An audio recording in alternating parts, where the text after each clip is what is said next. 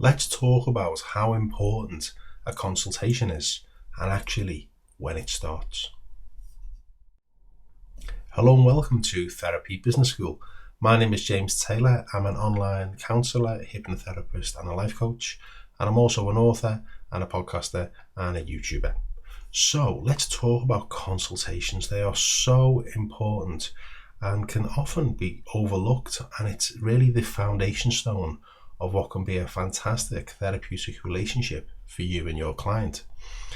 Now, a consultation I would suggest you have with every single potential client before you take a client on. And there's a few reasons for this.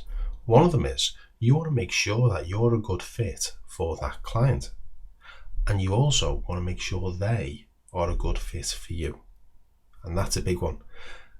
The match has got to be in existence at the very beginning. All right. Otherwise, it's like trying to go on a date with someone who doesn't really fancy you. It's just never going to work. All right. So there's got to be that mutual connection. All right. That therapeutic connection between both of you. Now, when does the consultation actually start? It's long before you speak to them. A consultation can start in a number of different ways. It might be someone hearing about you via word of mouth, or maybe it's someone doing a Google search. Maybe someone has looked at your website. Maybe someone has seen you talk at an event somewhere. They'll be checking you out before you even know who they are. So the consultation has already started. You see how that works? So it's a bit of a mismatch really, because they know about you, but you don't necessarily know about them. But they can begin to form a one-way connection with you because of this. Now, there's a concept called 7-11-4. Now, don't let this put you off, all right? What it is, Google did a research document on what makes people make a buying decision. And they spent thousands of pounds on this, and it's free to get the download. I'll put a link in the description below. It's called 0 Moments of Truth. And what this means is they've consumed or heard about your content for 7 hours over 11 different touch points. I'll explain what that means in a second. Over 4 different locations. All right? 7-11-4. It's quite an easy document to read, and if you're interested in this and you're interested in taking your business forward and understanding people, the psychology really around buying decisions, I would encourage you to click on the link in the description. As I say, it's completely free. Now, how can you get a customer or a client, depending on which verbiage you use for your business? How can you get someone to observe 7 hours of content? Well, there's a number of ways of doing this. And what do I mean by touch points? Well, let's take them one at a time. The 7 hours of content, that can be something you've written, like a blog post, and you put it out there. It could be content that's on your website.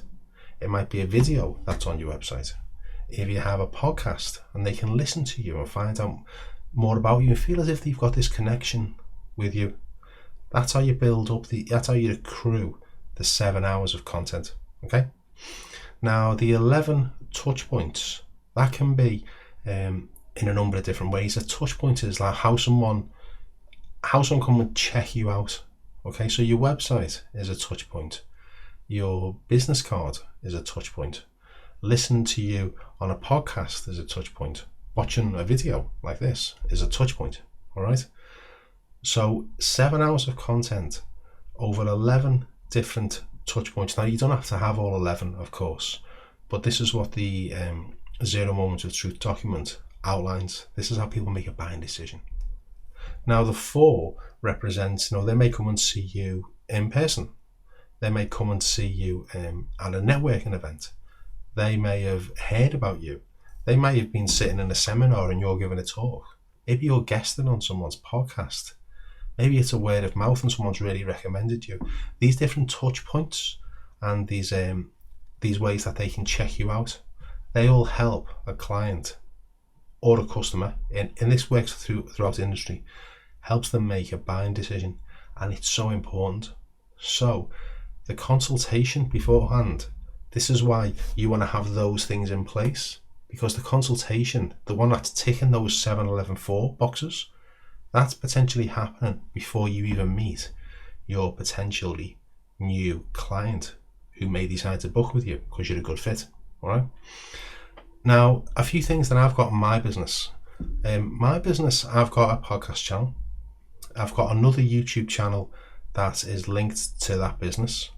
I've got a book, I've got a journal, I've got a few different things, and Google reviews, you want to get them on there. Now, therapy is I found a little bit difficult to get a review on, because if you take your car to a garage and the garage does a fantastic job and fixes your car, you haven't got no issue with leaving a review. If you go to a restaurant and have a lovely meal, you might leave a review. No problem at all. Therapy is a little bit different, because people can maybe be a bit embarrassed about disclosing themselves in some way by leaving a review. I was suffering from anxiety. I went to see James. This happened. Fantastic. Or I was a victim of a criminal situation, a victim of a crime, and it left me feeling this. And I went. People don't really want to put themselves out online, so getting a review can be quite hard. But a thing I've found that really helps is if the issue is not an embarrassing one. So maybe someone was being a smoker. All right. Now, a smoker will be quite happy to say, I used to be a smoker, but I'm not anymore. So there's a different psychological aspect regarding getting reviews. So the reviews are part of the 7-11-4 concept, but the consultation has really got to be happening before you even meet. Now, counsellors and therapists of all regard, but in particular I would say counsellors, because we do so much work to become a counsellor and communication is such a big deal. Counsellors should be ninjas at having a consultation with a client. And maybe you haven't thought of it that way before, about having a consultation to get a flavour of what the issues are the client is presenting with, and give you a gauge of whether you're the right person.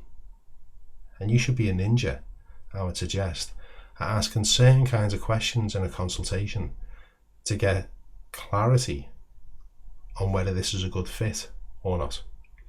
Now, a thing to note is a consultation is not a therapy session. All right. Now, I've fallen into that trap myself. You've got to be on point with yourself and realize, this is not a therapy session. This is just a consultation to see whether we're a good fit or not. All right. Now, if you would like some help, or maybe even a demo of a mock consultation, let me know by putting a yes in the comments below, and I'll arrange something. It'll take a little bit of time to arrange, but if that would be of interest to you, I will certainly do my best to provide it. All right. So consultations, please always have a consultation.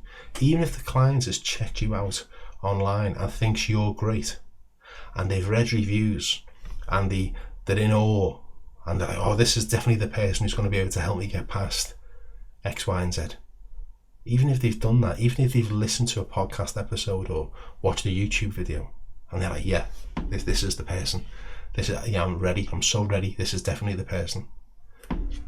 Still have the consultation, because although the client or the potential client may think that you're an ideal fit, when you talk to them, there might be a few red flags for you when you think, I don't think I'm the right person at all to do this. All right. And it'll save yourself a load of pain and a load of heartache and a load of time by not working with a client who's not a good fit for you. Because if they're not a good fit for you, you're not really doing professionally the best thing for them. If you think you're going to struggle with a certain client for a whole variety of different reasons, maybe you just don't gel, maybe the thing they're bringing up is a little bit too close to home, whatever the reason is, and you will come across clients where you think, we're just not a good fit. We're just not a good fit at all. And the funny thing I've noticed is, and I haven't had to do it a lot, but when I've come across that situation, the more I say to a potential client, I just don't think we're a good fit, really. The more you say no, excuse me, the more you say no, it's almost as if the more they want it, which is quite bizarre. Especially when you're trying to do the best thing you can for this person and get them in touch with someone who would potentially be a good fit if you know you're not that person. All right. So it's about boundaries. It's about being confident in your ability. It's about recognizing your own limitations with certain things. If you're not the right person, don't take a chance. Don't give it a go. Don't let's see what happens. I know we all have to learn, but if you're not qualified or trained in a certain area that a client needs particular help with, refer on.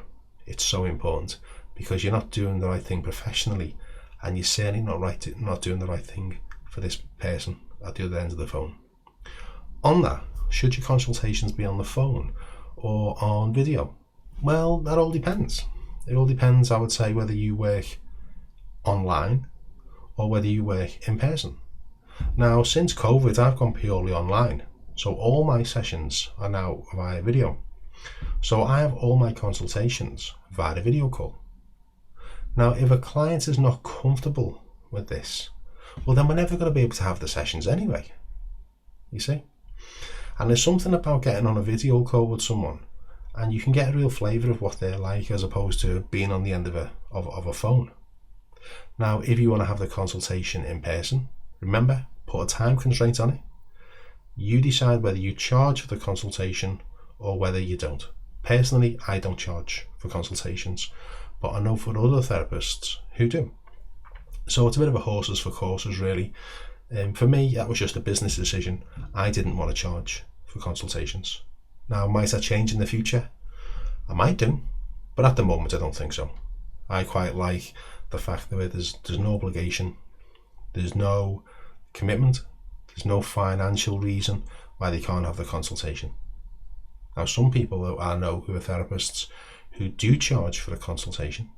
It's a very low fee, but they say they do that to establish the potential commitment of this client in the first place. You might have your own view on that. I've certainly got mine, but I don't charge for my consultations. So whether you have a consultation that's online or in person or on the phone, put a time constraint on it. And I would say 30 minutes is enough for a consultation, really. You get any longer than that, you're starting to turn into a therapy session.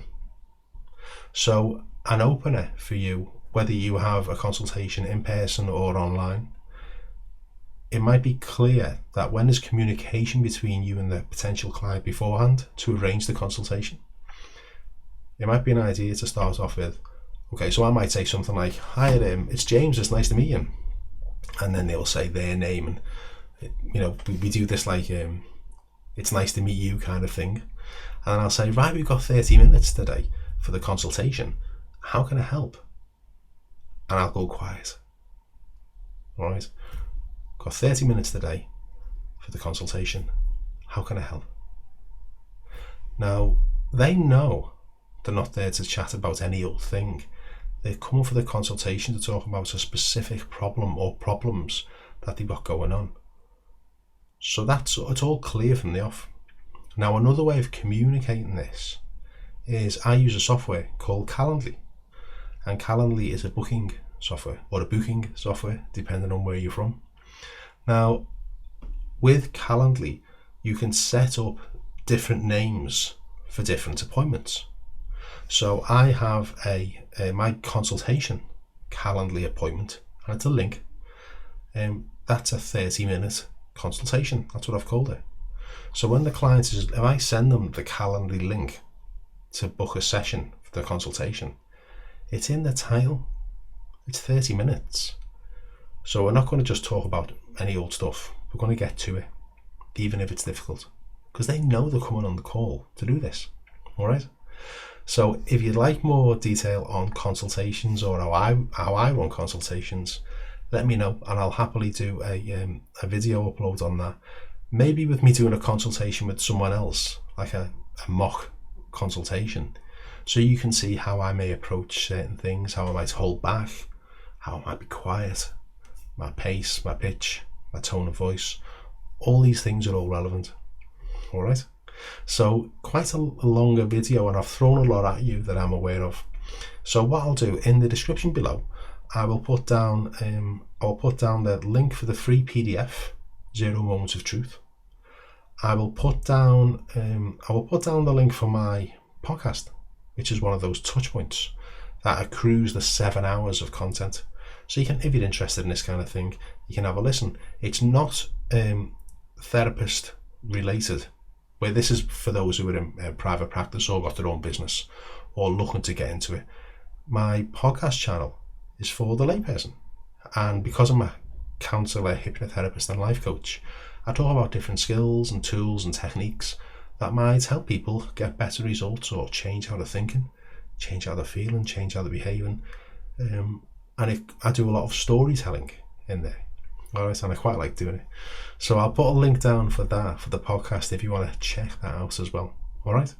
I'll also, to show what the Calendly link looks like, I'll put the link for that, not so you book a consultation with me, unless you want to, but just so you can see how it looks and how easy it is. And I would really encourage you to get a booking software. It makes life so much easier. For too long, I didn't do it.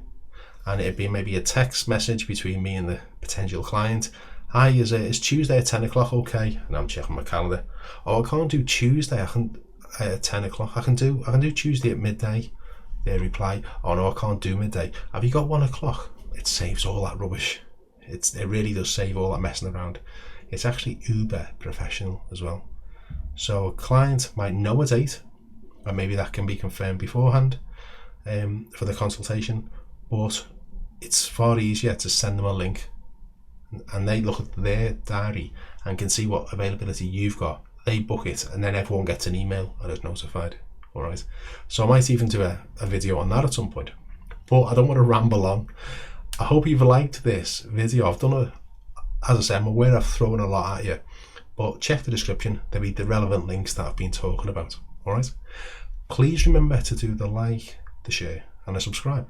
And as I say on every video, I say this on every video because it helps the YouTube algorithm think this might be good to pass around, this kind of thing. All right. If you subscribe, if you click the bell, you also get notified every time I upload a new video. All right. And it's all part of that 7-11-4. But genuinely, I do hope these videos are helping you. I do enjoy doing them.